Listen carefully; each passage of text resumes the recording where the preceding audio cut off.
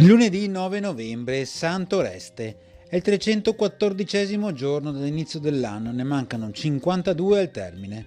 Il sole sorge alle 7:01, tramonta alle 16:47. La luna sorge a mezzanotte, tramonta alle 14:16.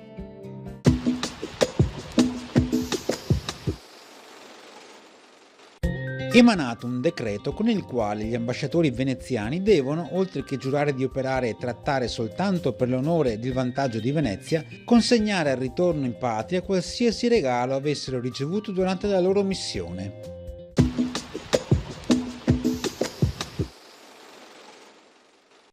Le previsioni per domani. Cielo poco o parzialmente nuvoloso per nubi medio-alte in transito. Presenza nelle ore più fredde di foschie e nebbie in pianura e nelle valli, in diradamento dalle ore centrali.